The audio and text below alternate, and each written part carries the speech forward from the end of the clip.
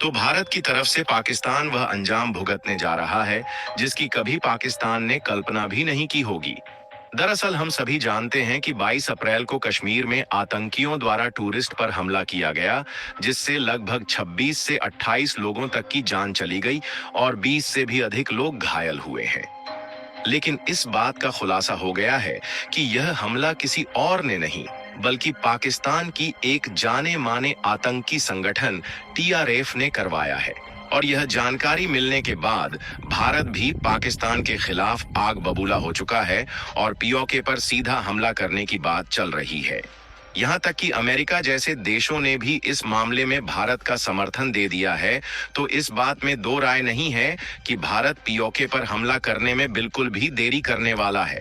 यानी कि देखा जाए तो पाकिस्तान ने गलतियां करके न सिर्फ भारत से विवाद बढ़ाया है, बल्कि पीओके को हाथ से गंवाने का प्लान खुद बना लिया है।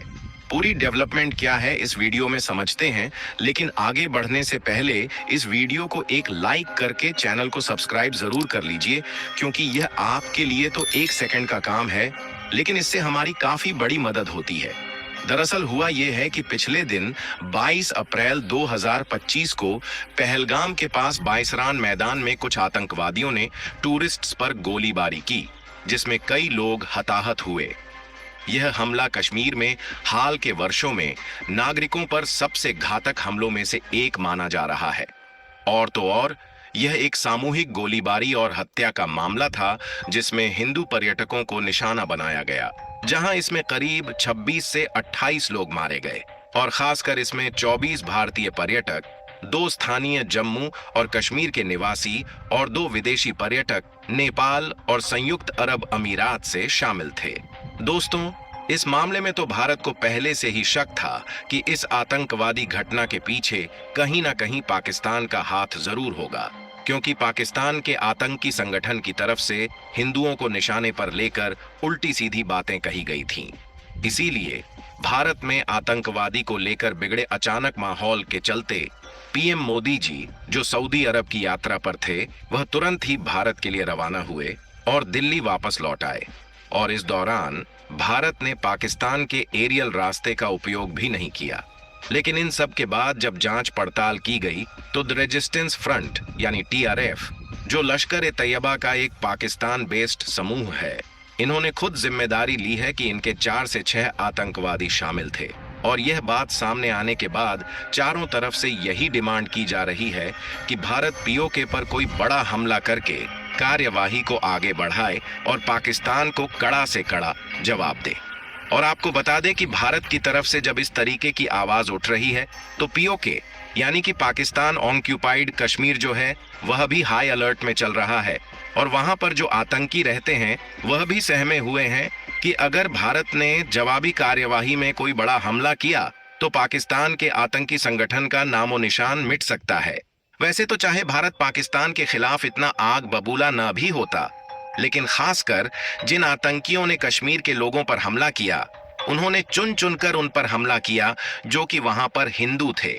और इसी में से उन आतंकवादियों ने एक महिला के पति को जान से मार दिया और उनकी पत्नी को नहीं मारा। और उन्होंने उनकी पत्नी के माध्यम से यह संदेश भिजवाया कि जाकर मोदी को बता देना कि हमने ही यह सब कुछ किया है।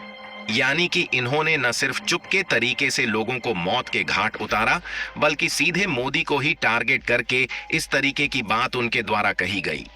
और आप जानकर हैरान हो जाएंगे कि जैसे ही दुनिया भर में सभी देशों ने पाकिस्तानी इन आतंकियों का यह कारनामा सुना, वैसे ही एक एक करके सभी देश पाकिस्तान का एकजुट होकर विरोध कर रहे हैं और सभी देश भारत के साथ हाथ से हाथ मिलाकर खड़े हैं।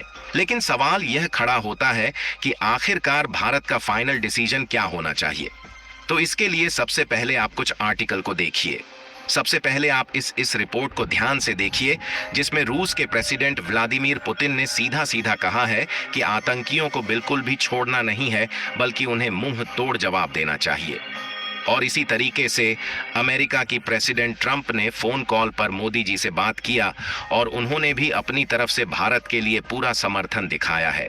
जहां इनका भी कहना है कि वह इस मामले में पूरी तरीके से भारत के साथ है।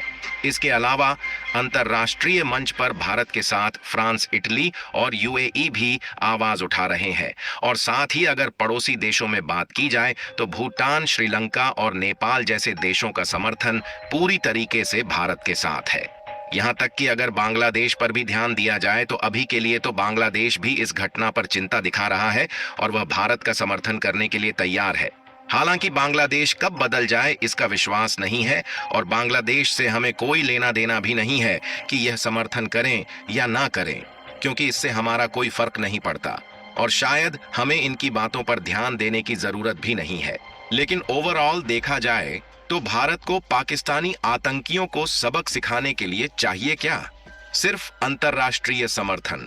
और इस समय जब फ्रांस, इटली और अमेरिका जैसे देशों का समर्थन पूरी तरीके से भारत के साथ है और भारत के पड़ोसी देश भी भारत के साथ खड़े हैं, तो सीधी सी बात है कि भारत भी इस बार पाकिस्तान पर कार्रवाई करने की कोई कसर नहीं छोड़ेगा, क्योंकि वैसे भी देखा जाए तो पाकिस्तान के जितने भी आतंकी संगठन हैं, ज्यादातर पीओके में ही डेरा डाले हुए हैं।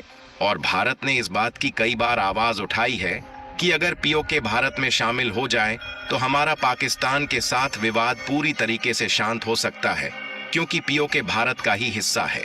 लेकिन अब पाकिस्तान की इन हरकतों के बाद रिपोर्ट में बताया जा रहा है कि भारत को जिस तरीके समर्थन मिल रहा है, ऐसे में भारत पीओके पर सर्जिकल स्ट्राइक के माध्यम से हमले को अंजाम दे सकता है।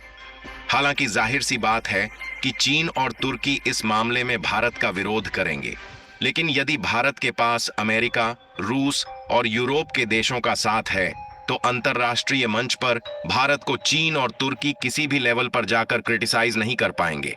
और देखा जाए तो एक तरीके से इसी बहाने भारत को अपना कश्मीर वापस लाने का मौका भी मिल गया है, जिस पर इस समय पाकिस्तान का कब्जा है।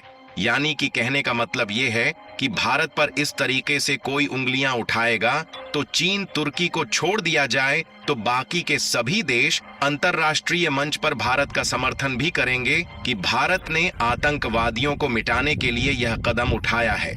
और यही कारण है कि पाकिस्तान की खिल्लियां भी अच्छे तरीके से उड़ाई जा रही है कि पिछले रात पाकिस्तानी सेना को नींद नहीं आई और वह बार बार रात भर उठकर देखते ही रहे कि कोई मिसाइल तो भारत की तरफ से नहीं आ रही है।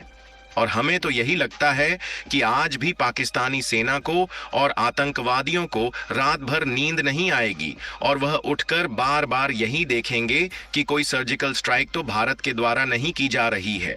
फिलहाल हमारा तो यही कहना है कि अब समय आ गया है पीओके को वापस लाने का और बांग्लादेश को कड़ा जवाब